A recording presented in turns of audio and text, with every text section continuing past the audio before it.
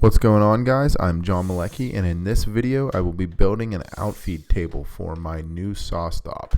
I'll mostly be using pocket hole construction, and on that note I want to thank KREG for sponsoring this video, hooking it up with a Foreman and some other jigs for cabinet making.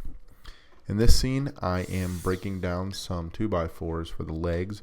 I'm just rough cutting these to size, and then I will go ahead and glue them up. Just adding a liberal amount of glue and spreading it out, and then I'll clamp them up overnight.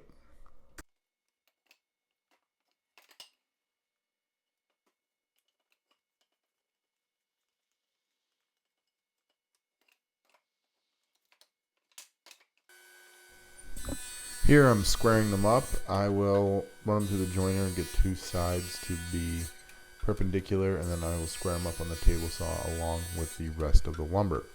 In the next part, you'll see I am rough cutting down the rails and stiles and all that stuff for the table, doing the same thing on the joiner. Bringing two sides to perpendicular, perpendicular, and then I'm squaring them up here on the table saw. I did the same thing with the legs, and then I will use the miter saw to cut them down to final dimensions. That's if I don't drop them, which you just saw I did. Sometimes you just gotta be an athlete.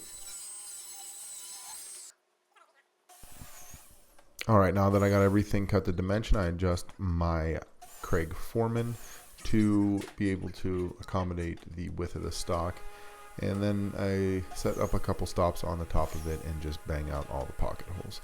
I was going to use dominoes for this, but I thought, for simplicity's sake and for ease of everyone else who would like to build something along these lines, you can't beat this kind of joinery.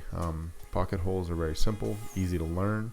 And then once you have this concept in your reservoir for building, you'll figure out ways to use it more and more.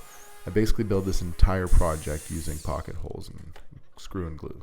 So here I'm finally dimensioning the legs, as you can see, and they're nice and square and nice and thick the way I wanted them to be. I set a stop block there on my miter station, which I highly recommend if you're doing repetitive chops.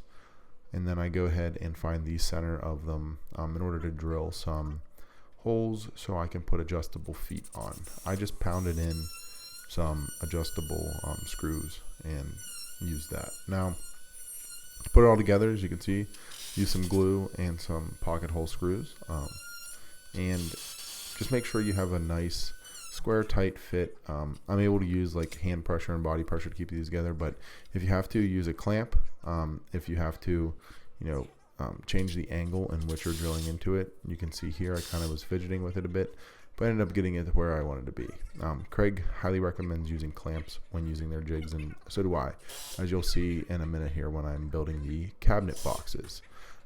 Here I'm using a spacer to get the proper spacing I want for the bottom shelf, and then just screwing it in. Makes it quick and simple. Cut a little 4-inch block and then use that for the adjustment.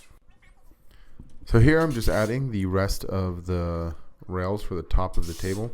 I have it sitting on a flat surface, and I'm just using my hand to make sure everything's flush along the front, and then gluing and screwing everything together. You can see a little better here. I just make sure everything's square with my thumb there, and then the pocket hole screw actually pulls the joint nice and tight. So moving on to the center divider, I actually ran out of 2x4s because I'm a dumbass, and I had some 2x3s laying around the shop, so I used those. Really didn't matter for this application. I just made sure they were flush with the top of the table, and I did the same thing: pocket holes, glue, and screws.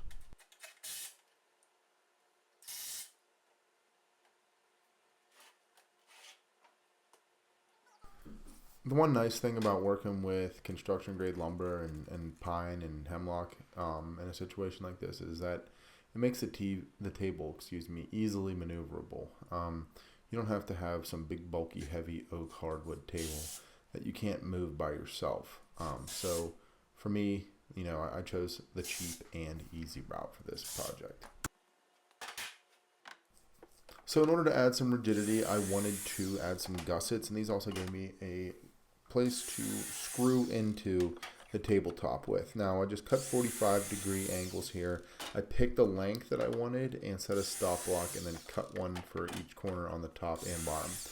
Just make sure you're flipping the board over and having the cuts oriented correctly. Here I'm adding pocket holes in order to attach them to the tabletop, and you'll see in a second how I go ahead and do that. It's on the same setting I had it. I just used this angle against the fence instead of the flush butt that would come from a 90-degree cut. So here you can see, I just hold them in by hand, take a screw and bury one side in, flush up the other end, and do the same thing. Work my way around the table.